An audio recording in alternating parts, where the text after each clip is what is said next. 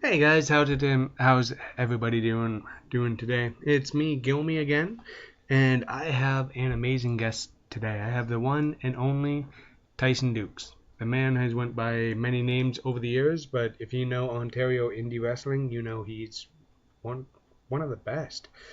He is the longest reigning Smash Wrestling champ. He was in the Cruiserweight Classic on WWE. He's been in Ring of Honor, Impact Wrestling, Japan, all over the world as we talk about. And I got an awesome opportunity to sit in on his advanced class at his school before the podcast. We recorded the podcast. Just want to tell you a few things I kind of witnessed there. It was an awesome atmosphere. Everybody was light, happy, smiling, joking around until class started. And it's a very bright, welcoming space. There's workout equipment, CrossFit stuff, everything. And I had to take my shoes off. No outdoor shoes in the school. That threw me off a little bit. I should have known better, but anyway. Oh, and there was this big tire in the corner and sledgehammers. I know absolutely nothing about working out, so all the stuff just seemed really, really cool. And Tyson was just hanging by the ring, letting people get ready, and he just starts setting people on the drills and getting people warmed up, and then he starts working on what they were going to do at the Smash Wrestling show coming up there, which has already passed, which was an amazing show, fantastic show by the way. It was actually streamed on Twitch with Smash Wrestling versus Impact, and had a buddy Brennan there who told me at his first indie show it was absolutely amazing. And just watching these guys do the wrestling and drills and rolls and everything, I'm just sitting there going, holy shit, I can't do any of that stuff. It's just pretty much as a fan, just getting to watch that, really cool. And teaching the new moves, he was very, very patient and teaching people step by step. He got in the ring to show the students a few things. And it was just awesome to watch. He's all business. Everyone knows why they're there. They're not to fool around. They're not to quote unquote they're there to learn from the very best in this province, which was fantastic to just see him in action there. And it was kind of cool to see the students pushing each other just to get better. Like, some of them were like, okay, do this, try this. They were also showing each other stuff. Heard him actually say it's a tough business, and uses himself as an example, what he's seen, what he's been through, which was really cool. Just to it was like a master in his craft, looking out for the tiny details that only he would see to make a little bit better. And they were training towards working on the match. Like, they would do step by step, piece by piece. It was just cool to see the behind the scenes of it, because haven't been to a wrestling school. Guilmy Talks has sponsored a couple seminars and matches, but here's the thing. I'm just a fan. I don't do any of the wrestling thing. I just sit back and watch. It was just really cool how to see everything happen. Like, I had a personal wrestling match. I was the only one there watching, and these students turned it on real quick, and it was great to watch. Had a one-on-one match and a three-on-three match, which was just really cool to see. They were working on their promo skills. They were working on the match. They were just an awesome experience that I thought would never happen. And if you ever get a chance, if you're ever interested and in the London area, go see Tyson Dux at the Dux Wrestling Factory. It's in London. If you're in London and looking to get trained, there's no better place out there, guys. Go check it out. And just want to say, once again, got an update on Ethan Hayes to today for the guys who's following that. Go check out Dave Hayes' Facebook page. He's going to Tennessee to see a specialist there in a day or two. So just keep the little guy in your thoughts. But now and if you want to make any donations, just find Dave Hayes on Facebook or just email me at justinmguilmette, JUSTINMGUILMETTE @gmail.com. And I'll get the social media plugs in right now. You can give me a 5-star review on iTunes. That would be fantastic, guys. And helps me go up those magical iTunes ratings that I have no idea how they work, but apparently they do. Check that out. Check out my Instagram at Guilmy Talks, same as the Facebook page. My Twitter is at Guilmy, and Justin Guilmette on Facebook. I think I got them all there. Check out Solid Designs again, guys. It's a fantastic Instagram page to follow. He does amazing art, and just interesting stickers, t-shirts, and just tell him that Guilmy sent you. And check out Tabby Lynn's Scentsy page on Facebook, because nobody wants their house smelling bad, right there, guys?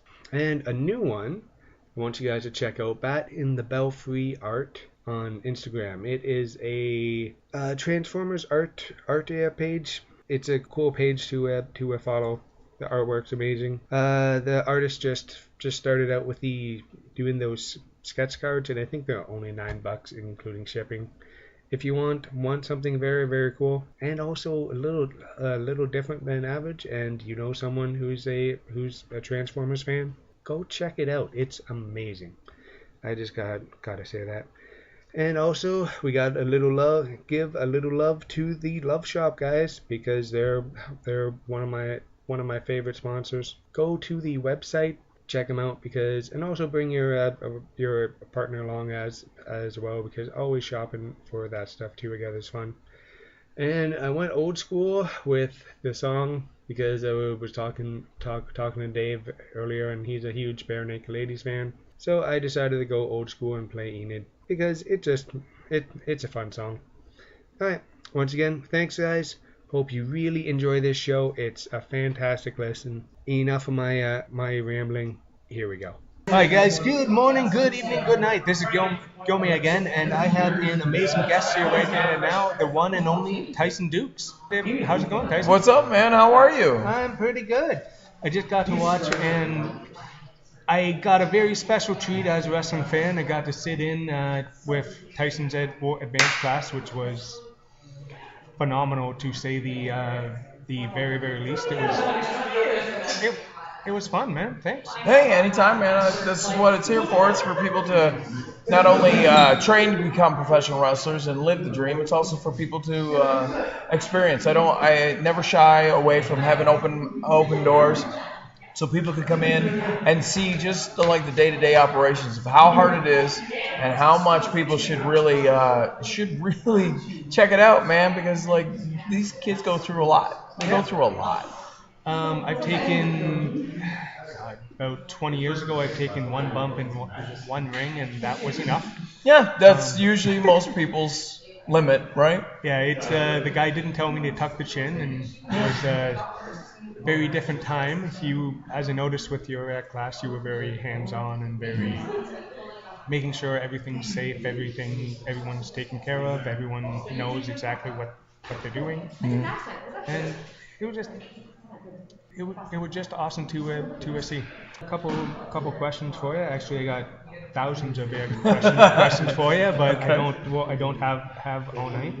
How'd you get bit by the wrestling bug way back when? Well, I think it's always been with me. When I was a little kid, I grew up in New Brunswick in a small little village. I grew up on a farm kind of setting. My father was a truck driver, long haul truck driver, so my dad was gone a lot, but he was great. My old man was great, and my mom was fantastic. And we didn't have very much when I was little, and so there was one time we didn't have tape like much for TV. We had one station, the other one was fuzzy. And I remember my mom brought me home a coloring book. It was just this cheap little coloring book she brought me home, and it was the rock and wrestling coloring book. And being a little kid and just being enthralled with I remember getting stickers as a kid of He-Man and stuff like these powerful, jacked up dudes that were like strong and stuff like that. And there was something about Hulk Hogan. Hulk Hogan was rock and wrestling's cover guy, right? And it was against him and Roddy Piper and stuff. And there's just something so captivating about that stupid little book that I think it was from that point on. So it was like around 5. This coloring book was my gateway into a world of madness and passion and love and stuff like that. And honestly, that's where I started to look into professional wrestling, like as a little kid, looking for what this was about. And then as soon as I found it, it's all been downhill from there, as they say. Oh yeah. Your initial influences in the business. And also, somebody asked me to ask about what was the inspiration for the original Dukes dance way back. Yeah, way back when. I would say my inspirations have always been very hard, sporty style wrestling. I was always even though I didn't like them, I love matches that involved Rick Rude. I love Ricky Steamboat a lot. I was a huge Heart Foundation Bulldogs guy. I love them. Chris Benoit, Chris Benoit would have been my guy from my adolescent years that I really looked into. Like, that's who I used to emulate all the time. That's who I wanted to be, was Chris. From an early age.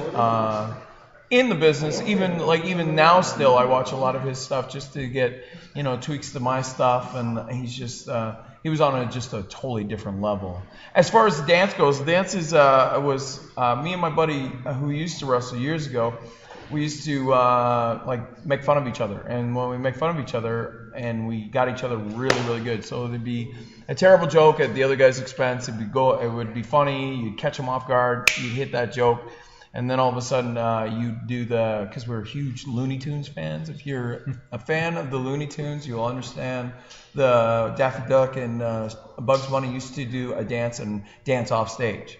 So they used to have the top hat and cane, and they used to dance off stage. So me and him would do this dance and just butcher it, just absolutely butcher it, just to be a-holes. And so he was kind of like the guy that started the whole thing. And then I just made it worse and worse and worse, and just try to make it as terrible as possible at my own body expense. And it just took off. It took off like nobody's business. Even still to this day, like Jerry Lynn messaged the other day, "Hey, do that dance." I'm like, "Shut up, Jerry. Not today." You have pretty much been in everywhere you can possibly be in, between Ring of Honor, Impact, WWE, with Cruiserweight, which personally I was hoping you would go a little bit farther, but that match with Zack Sabre Jr., I've watched it at least 10 times. Nice. No, you've been all over the world. You've been in Europe. You've been Japan. Yeah, many times Japan. Yeah, it's you're the world traveled wrestler. Do you have anywhere you personally loved wrestling, or is it all over, or is Canada just home? No, I'm a guy that likes to travel. I like to experience new things. I don't usually get out much and do anything when I go away. I usually just kind of sightsee as I go to my hotels and my arenas and stuff like that. I'm a huge fan of Japan. I love the culture shock of it. I love the cleanliness and the order and the structure, because I'm very structured, and I wouldn't say I was OCD, but I love to be structured. Yeah. And so I love their system and how things are. I've wrestled pretty much anywhere that a guy can wrestle, with the exception of a few like Puerto Rico and Mexico, not being on the list. But that's a completely different style, right? So it's not like hit or like it's not the end of the world. You know what? Even to the point where a lot of people don't know this, but a month before they were bought, I was supposed to work with WCW. And so WCW, I would have been on the trifecta of wrestling everywhere. But WCW closed down. They called me up and said, "Hey, we want you to come down, but let's give it a couple weeks, because we got some things going on." And I'm like, "Oh, okay." And then 2 weeks later, sure enough, Shane McMahon was on WCW, and they had bought it, which was quite wild that I could have been a part of a lot of different things. And WCW is one of those things where back in the Attitude Era and the Raw's War and stuff like that, when they had the fight with Nitro, I was a huge Nitro guy, only for the reason that the first half of the show was all about Chris Benoit and stuff like that. Chris Benoit, Dean Malenko, Perry Saturn, these guys. Eddie Guerrero. Yeah, they're just an obscenely talented roster. And then I used to flip from the first hour of WCW and then go to the second hour of Raw, because then Raw would have your Takers and your Bret Harts and stuff like that, Shawn Michaels. So like you were just getting the best of both worlds. Yeah, because you were getting the challenge. You know what I mean? The competition was great for me, because you flip from one to the other, and then you'd see both parts that were fantastic.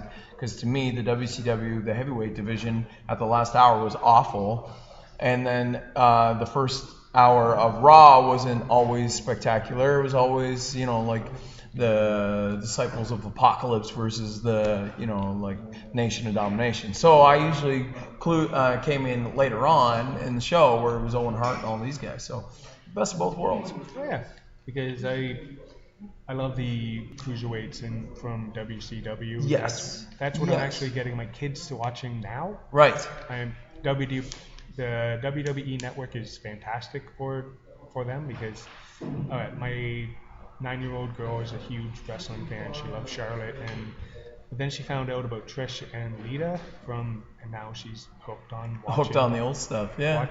Watching all that. Yeah. Do you actually have a favorite match, or do you find you're going to have one, or are you still looking out for it? For me personally, my own matches, I'll never have anything that's my favorite, just because I'm just extremely critical on all my work. That being said, I'm always searching, and I'm always hoping for like bigger and better, like always looking for a better match, and like one that will stand out even more than the ones I've had in the past. Like Zack Saber's one that gets a lot of views. Me and Kyle O'Reilly gets a lot of views.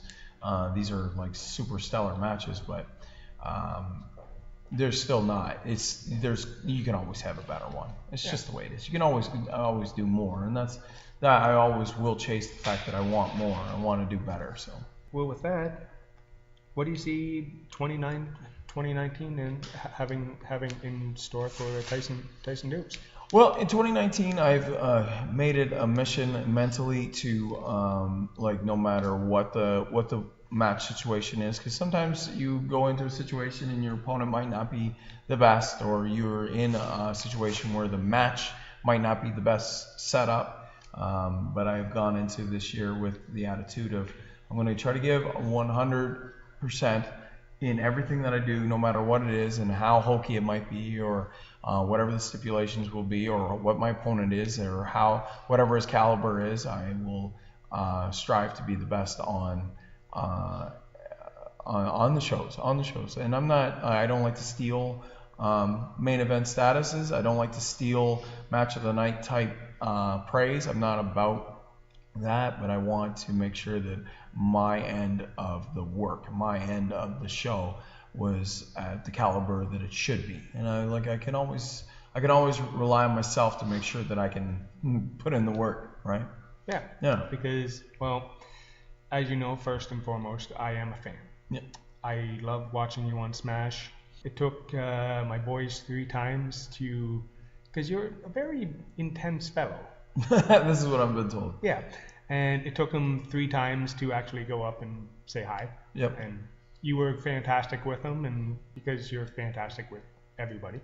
But it just, they were, the way it, watching you tonight, you were all smiles, and then you flipped the switch like that. Mm-hmm.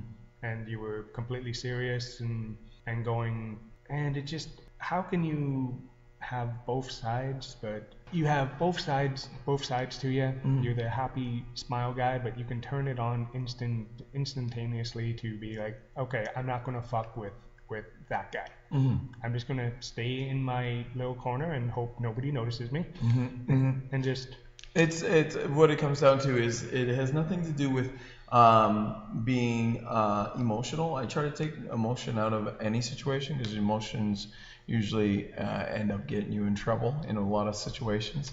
I'm a very married man. Yeah. Right. You know exactly what I'm talking about. Yeah. But I do feel as though I wouldn't say emotional, but I would say very, very passionate. This has been my life's work for a very, very long time. And I always stress that. I always stress the seriousness of what we do, both mentally and physically. It's a very hard job. And sometimes when things aren't done accordingly, that's when people get hurt. And that's when people lose sight of what you're really trying to obtain here. Because you can have fun. Well, like I'm all about having fun and learning and being safe and making new friends and stuff like that. But at the end of the day, this is people's careers. This is more to me than just someone wanting to do something for a hobby. This is about making great talent, and making them the most professional and most successful they can possibly be. So to achieve what I do, but then be greater than me, to be better than me is what I want from all of them. And even though that's, a lot of people can say that, but a lot of people don't mean that, because a lot of people want to be number one. My thing is, I want them to be number one. I want them to go places. I want them to put in the work and not have to experience the things that I experienced, for them to learn from my mistakes and then kind of like a father figure, I guess, and then move on and do better things. And that's hard. That's hard to do, and it's hard to tell them that because kids. Yep. They're going to do what they want to do, and then they're going to mess up, and you're going to tell them you told you so. I told you so. But at the end of the day, I can only give the warnings, and hopefully that some of it sticks. Okay. Can we talk a little bit about the pillars in Smash? Because that's my number one question that I put out. I am coming in. I am interviewing Tyson Dux. So one thing was about the pillars of their Smash. How did that start? It's actually it started with a promo that I cut over a year ago, and what it was it's organic, and that's why it's kind of working. It's more organic than anything. It's the idea is that we didn't force this, we didn't create this. This just happened naturally. The 4 of us, being Brent Banks and Tarek and Sebastian Suave and myself, are the 4 guys that through Seb's company and wanting to see Sebastian succeed, we took it upon ourselves to. It's not just about doing shows and making money. It's about making this brand making it successful with our own hard work, working hard and stuff like that, but just exceeding that and putting it out there. And the thing is, the 4 of us are the originals. We've started this, and the idea of pillars is, of course, foundation. It's about building something to a higher standard. And so that's how we started it. We started it as the pillars, as I was to face Brent Banks for my championship when I was Smash Champ.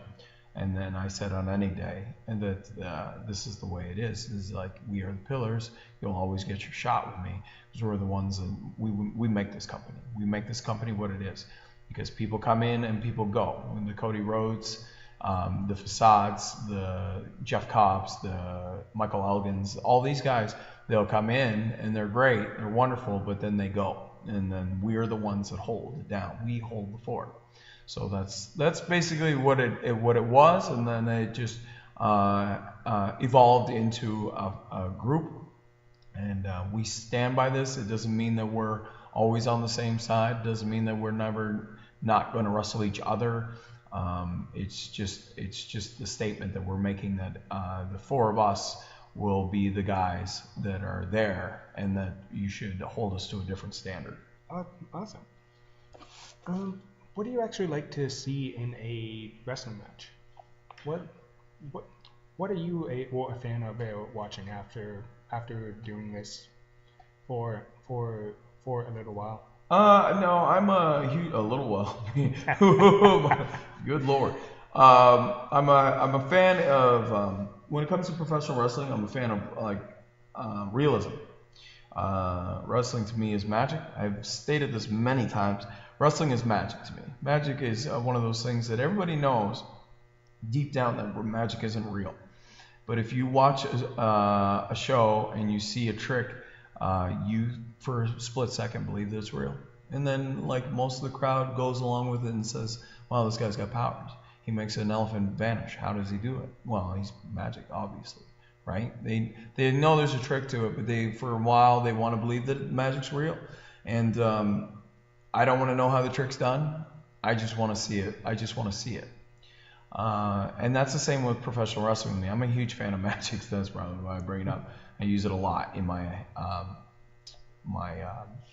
description of it. Wrestling is the same. Wrestling is magic. People want to get lost and want to be captivated in a story, which we tell through the art of conflict. It's an art. It's an art form. It's almost like dance. It's like anything else. But it is an artistic conflict. And so what I try to do, or what I look for in pro wrestling, is I look for a good story, as in whatever the emotion is. Maybe it's a good guy versus a bad guy, and the good guy has a bad arm. Maybe it's another story where the bad guy took the good guy's woman, and then he's trying to get her back, and he has to win the match. It doesn't matter what the story is. I just want to see how they portray it and how they would put this story on paper. And so wrestling for me is very much one of the greatest art forms of all time. And if you are in the right match, if you're watching the right match and you watch these two guys actually like get down and dirty, and looks like it's a real fight, and for a while you believe that it's real, and when they kick out, you're like, oh, I thought that was it. You know, when you get lost in that kind of storytelling, that's magic. And there's nothing greater in this earth than the thought of magic. When I'm watching wrestling, I buy in. I have fun. I love the indie shows. I love WWE. I love some of the 18 plus things I go to. I love taking my kids to Smash and yeah, WWE as well. Just nice to just buy in. Yeah, it's fun. Just have fun. Yeah. Like I know we were talking about this the other day. We talk about shows, and usually I'm very critical, and then I'll watch stuff, and then I kind of break stuff apart, because that's kind of my nature too, because I'm very technical. So I watch a lot of stuff, and then I see how things are, and then how they're placed, and why, and the timing of which to get up, not to get up, all this stuff.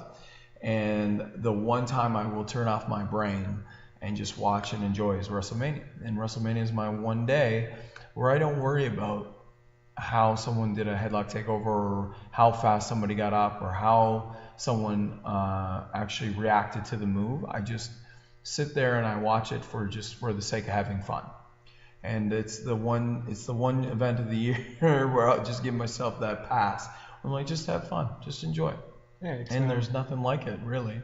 Yeah, I actually do that with the I'm a huge fan of the Royal Rumble. Yes.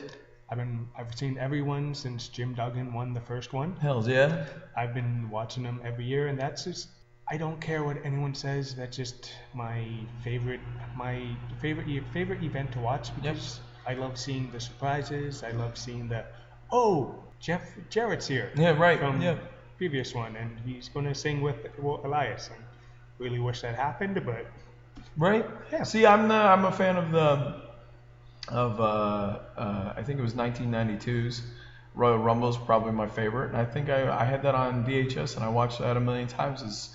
Royal Rumble's always kind of been my favorite, like as far as the show, because you got to see so many stars. You got to see matches, great matches, but then you got to watch at the end of it. You got to watch 30 stars in the ring that you might not see fight each other. Yeah. And then that one that Ric Flair won, and Ted DiBiase and the British Bulldog started that thing. And to this day, that whole Ted DiBiase British Bulldog, when British Bulldog came back and he had the braid and the dreads or braids in his hair and stuff, I still get captivated by that whole moment.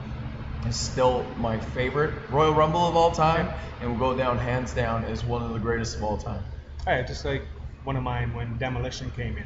And Number wrestled each other. 1 and 2. 1 and 2. And Yes. I'm like, oh god, they're going to destroy everybody, and they just start fighting. They start wailing on each other. Yeah. Yeah. It's perfect. So, why did you actually start the school? You just have the natural gift for teaching, or? I've always loved teaching. I was born to teach because I have enough patience most of the time to teach. I worked for Can-Am Wrestling School down in Windsor for 10 years as their head coach through Scott Moore, and he was the head coach and I was the head trainer. And so I was down there. I worked there for 10 years, and this has always kind of been my passion. Is like as my career starts to slow down, which everybody's career starts to slow down. I have to realize that I won't be at this forever. My body won't live up to what my brain will let it live up to. Because my brain will keep going with it, my body might not. So in the meantime, I've been proactive about starting the second part of my career, and I've always wanted to stay in this business. So I've decided that I've taken it upon myself to start my business and start to grow good talent, and then get a head start on it before my career is done, and see where we go from there. Okay. Well, you've been very, very generous with your time and letting me come in and watch. What I always do with my podcast is I do a quick 10 either or questions with most of the guests on it. Okay, this is one that people wanted me to ask. Do you prefer clean shaven or facial hair? My wife prefers clean shaven, so I'm going to go with clean shaven. Smart man. No. Alright, Superman or Spider-Man? Superman. Superman? Alright. Burger or hot dog? Burger, always. Yeah. Reading or movies? Movies. Big movie guy. Okay.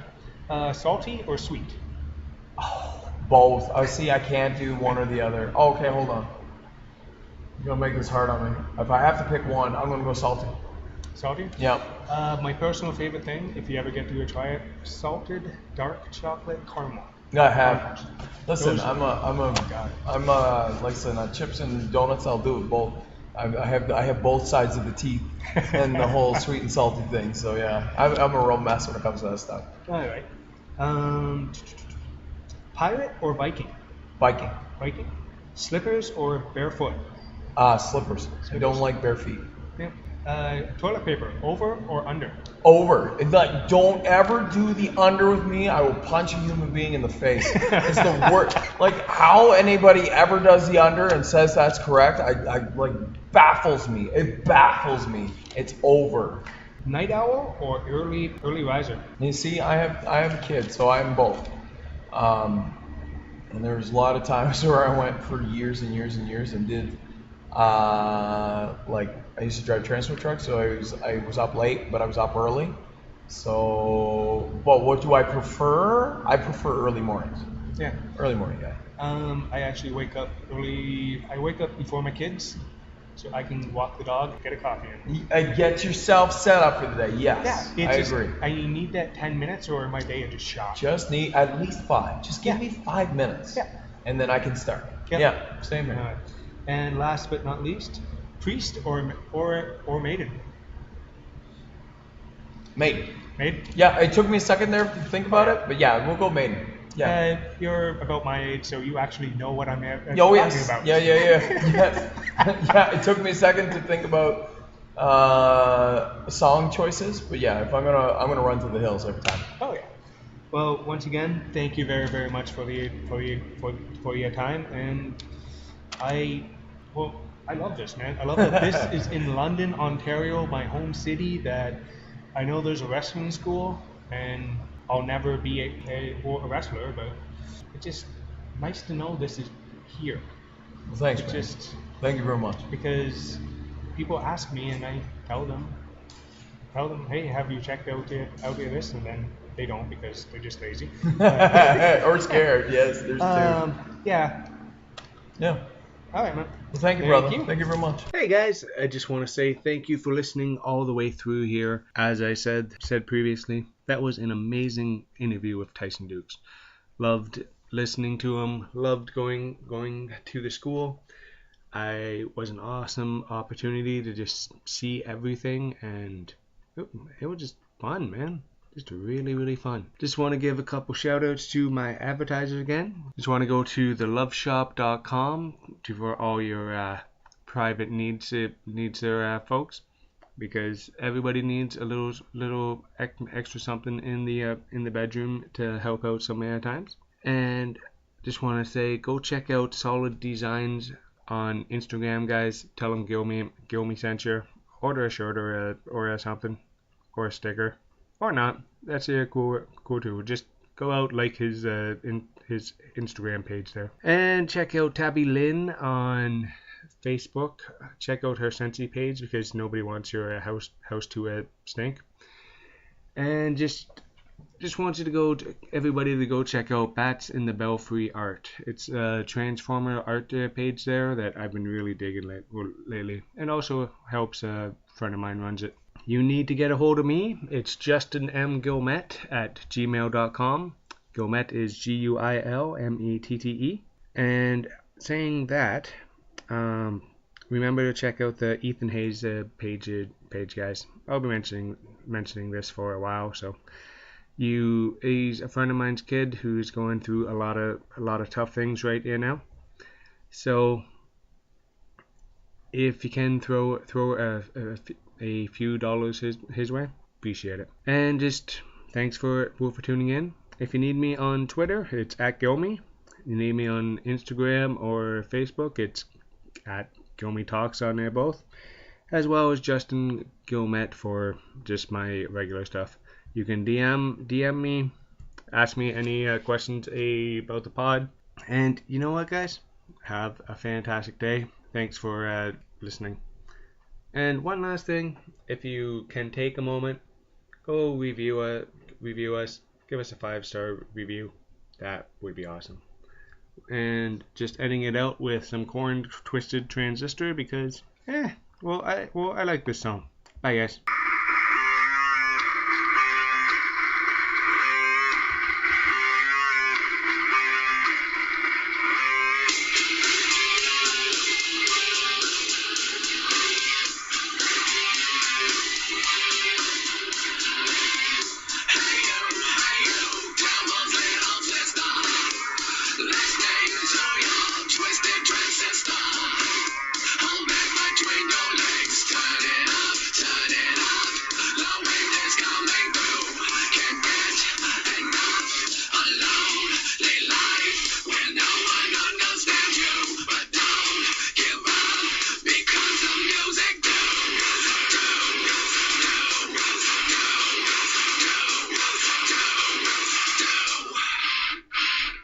The music